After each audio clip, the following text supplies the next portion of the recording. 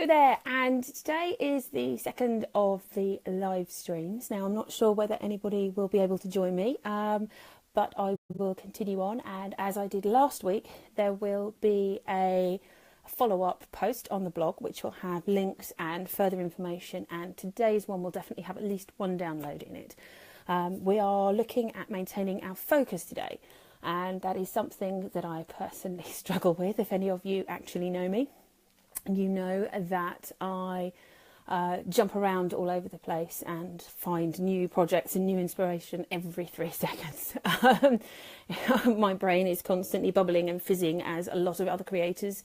And one of the hardest things that I find is taking that bubbling, fizzing imagination out of my head and putting it down on paper so that I can then focus on what I need to do to keep me going and on the straight and narrow path for my business. So what I'm going to do is take you through some of the ways that I maintain my focus, that I stay on target, and how I define what those focuses, priorities and targets are. And also what I do to capture the thoughts that are spinning around in my head.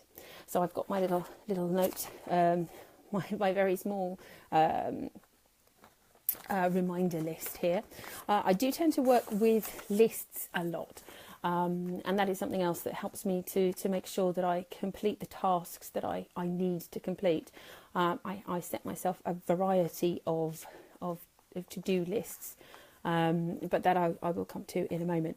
The first thing that I wanted to share with you was that time is your friend. I very much struggle with wanting to do everything now, everything all at once. I want to do it all today, now, in the next 5 minutes. And I struggle with that because it's impossible. I want to do everything with my business. I have all these big ideas. I have huge plans, and I just want to execute everything instantly, and it isn't going to happen. And so one of the things that's really, really hammered that message home is my midnight maths shawl, which I've got with me, and I'll show you what I mean. I wrote the pattern, I designed the pattern overnight, one night. Inspiration struck at midnight, which is why it's called Midnight Maths. And it's a gorgeous shawl. It's a circular pie shawl, and I'm just going to try and lift it up without... It's stunning. It's absolutely huge. It's really beautiful. And it's finished with this frill, which is stunning. It's gorgeous.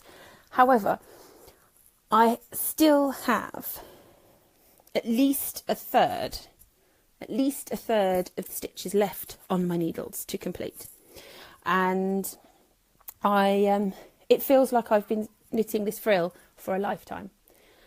And one of the things that I had to learn was slow down. It has taken me longer to knit what I have of the frill than it did to create the entire core of that particular shawl. And I have to take it easy. I have to sit down and do a little bit each day. And otherwise it drives me mad. I want it finished. I desperately want it finished. It's going to be amazing, but I can't finish it. I have to do a little piece and then wait, and then a little piece and wait, and then a little piece. I cannot binge watch series 6 of Game of Thrones and think that by the end of it I'll have my shawl finished, because I won't. It didn't happen. And I did binge watch, and I did knit constantly throughout, and I still didn't finish the edging. I've still got tons left to do. And so I have learnt that hard lesson that I need to take it in its own time. So if I am doing some knitting, or I've allowed myself a certain amount of time to do some knitting or crochet, then I will watch some telly for an hour. I'll watch an episode of something that will keep me entertained and amused. And I might do that in the evening, or I might do that at lunchtime, or I might do that first thing after breakfast. But that means that I have limited my knitting or crochet time to an hour, because I enjoy it and because it's fun. I find that I can get carried away, and suddenly it's 2.5 hours later and I've done nothing but knit, which is fabulous and very relaxing, but it's not very productive for the business. So yes, the big lesson that I've learned is I can't binge watch and pretend that I'm working whilst knitting. I need to take it slow, and I need to take its time, because sometimes things take time. You can't instantly have things happening all the time. Apart from anything else, that would be exhausting. So that was my first lesson. And and there will always be more time for whatever it is that you're looking to do.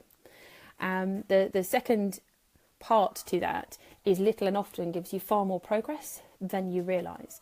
So if you were to be writing one blog post a week, which isn't going to kill anyone, one blog post a week, then by the end of the year, allowing for sickness or for allowing for a holiday, then you could have over 50 by the end of the year, definitely over 40. And so that adds up.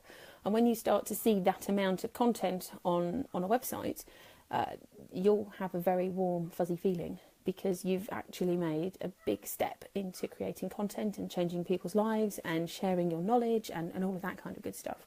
So little and often is far more effective than all-out warfare on getting something done, and then you're exhausted for a month, and then you go crazy, and then you're exhausted.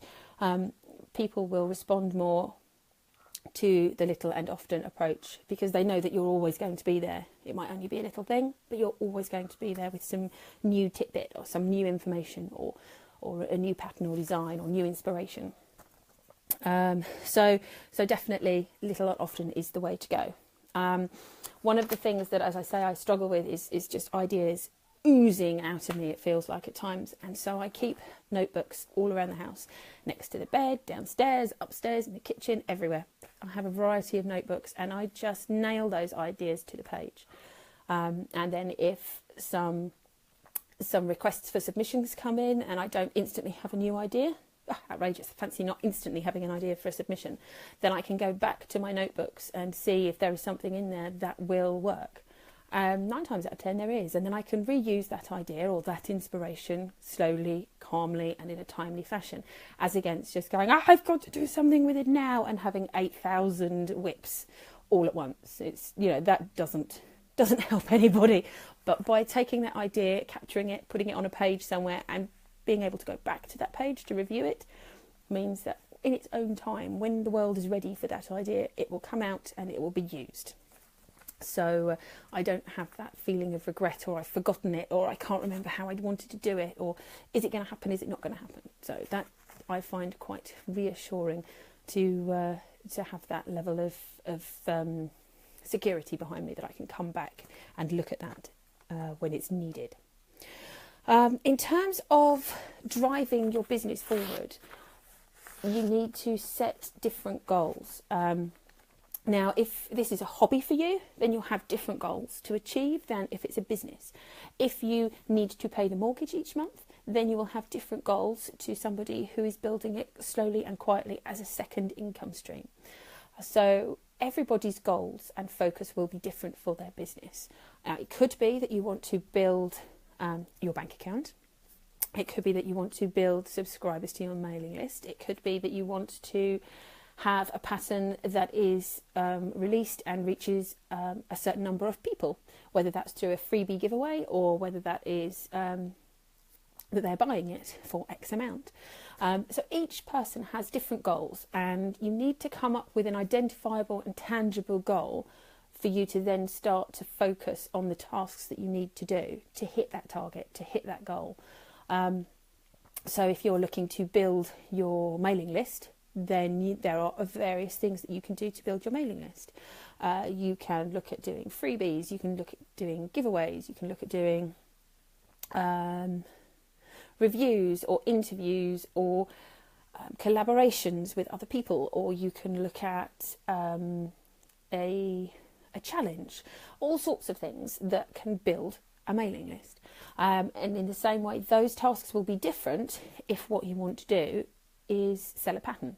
It could be that you need to make X amount of money for a pattern, so you either go and look for a sponsor, or you go to a magazine to look to sell to a magazine, or it could be that you want to launch at an event, or that you want to sell via Ravelry or some other company to the public. So again, each of those activities will have different tasks associated with them. So each business goal that you have that you want to achieve, whether that's you want to sell 5 patterns, or you want to sell you want to be published in a magazine, or your goal is to actually earn £50,000, each of those goals will have different activities associated with them to get you to that goal. But unless you know what that goal is, you'll be floundering around. There will be no focus. There will absolutely be no looking for a target, let alone staying on target. So it's very, very important for you to come up with some targets for yourself, for your business.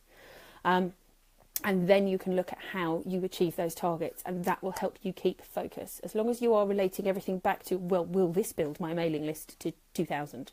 Will this sell 4 patterns?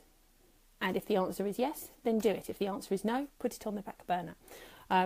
So you can start to assess the activities that you're doing in relation to your business goals that you want to achieve.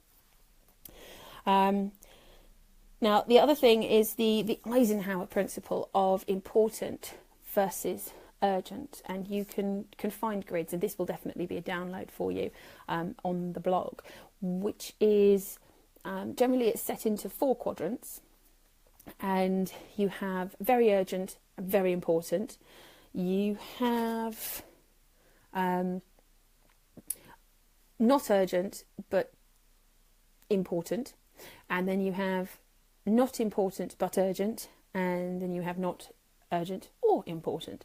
And so you've got 4 levels of activity or task. So an urgent and an important task is some form of crisis that you need to deal with now. So something that is not urgent but is important are setting your business goals and your business plans. They need to happen. They don't need to happen today or in the next half hour, but they do need to happen. You've then got interruptions. So if something unexpected has happened, your server's fallen over, you've got problems with your PayPal account, you've been interrupted horribly by a hurricane or some other life altering event, that is an interruption that is incredibly important. It has to be dealt with immediately. Everything else has to wait. And so it's those interruptions, those unplanned for events that would come under that category. And then the final one is distractions. So this is the shiny. I want to play with new yarn. I want to try out a new product. I want to read this book because I've just been bought it and it looks fascinatingly interesting. All of those kind of things that are distractions and that will take you away. I want to play with my puppy. That kind of thing. They're distractions. They're not important. They're not urgent. They're just fun. So when you've got all the other stuff out the way, you can get on with the fun stuff. So an example would be a tax return. At one point of the year, it's important, but it's not urgent. And as time passes and you are revisiting your urgent and important versus etc. type of planning, as you pass through the year, that suddenly moves from important but not urgent across into, well, this is actually important and urgent now, you need to do it. You've been putting it off, you've been faffing about, you've been generally looking at nice shiny things and squishing new yarn, but you haven't got your tax return done. Do it now. Now it's in this box, now it's in quadrant 1, do it. It has to happen. So that is another way of prioritising your tasks, is looking at the urgency and the importance of those tasks and trying to be strong and avoiding the fun ones that you really want to do and sticking with those that will be important and urgent and of benefit to your business. And finally, on this list of activities and things that will help you stay on target and help you maintain your focus is actually finishing things. It doesn't have to be perfect. Hello Sophie, nothing has to be perfect. Good enough is better than perfect but never finished. Good enough and done is incredibly important. Getting things finished it's very difficult for me to express how important that is for you. So you absolutely must finish tasks. If you've set yourself a task, finish it. You can't really move on until that's done. And sometimes that last 10% can blow up and feel like it's become the world. It's become a huge, huge problem. I personally have a difficulty, a blind spot, when it comes to getting stuff out into the post. Either I do it immediately, the second an order has come in for something, I get it out in the post, it's done. Or I forget. And I'm human, and I'm not going to pretend that I'm not. And and I forget it, or it drops down the list, and something else is more important, and it's all right because I'll do it tomorrow, or it's all right, I'll do it this afternoon. And then suddenly it's become this huge ballooning problem that I need to just deal with. Sophie, shh, shh. Good girl. Oh, there's a noise outside, I'm sorry. And then suddenly this I just need to get a parcel out into the post. It's become this huge, huge problem. And so when that does happen, I actually get someone to come over and give me a kick up the bum. I call them to make sure that it happens. Because I know that I can't manage it otherwise. Sophie, shush! Come on, babe, shh. That's it, she's gone off outside now, so she'll go and mimble around outside, barking at the birds or whatever's making the noise. So yeah, when I know that it has escaped me and my brain has turned to mush and that this has suddenly become the world's biggest problem and I'm never going to be able to package up this parcel and take it to the post office and send it, which of course is not the case, but in my brain it's suddenly turned into this terribly awful thing that I can't possibly do because I've left it for too long, and oh my God, so I literally call someone round to sit with me, have a cup of coffee, I pay them in coffee and cake, and they make sure it happens, and then it gets out and it's done, and then afterwards I feel such a complete plum, because of course it isn't the end of the world, it's not a huge disaster, it's not the world's most difficult task, and then we move on, and I mark that up on my list of I need to get a grip, girl. Just sort your act out and get a grip, because this is not a problem. This is very simple. You are perfectly capable of sending out parcels. I just need to stay on top of it. So that is a learning curve for me, and it's something that I address and I'm looking at improving on. But the important point is that I need to get that task finished. An order comes in, I process the order, I make everything, I get everything finished, and then I send it out. It's that last little part. It's that sending it out, that last 5 to 10%. Get it out the door. Get it away. Send it off to its new home. It doesn't happen all the time. It just happens occasionally. And then when it does, my brain just melts down. So it's so important to finish things, because you can't really focus on the next thing properly if you've still got this leftover 10% in your brain. You need to get rid of it, finish it, draw a line under it, and move on. So yes, that's some of the learning that that I find is helping me, and so hopefully that will help you. And if you are not making those mistakes yet, excellent, and then hopefully you won't, because you'll have seen the aggravation that I give to myself over just the silliest of things.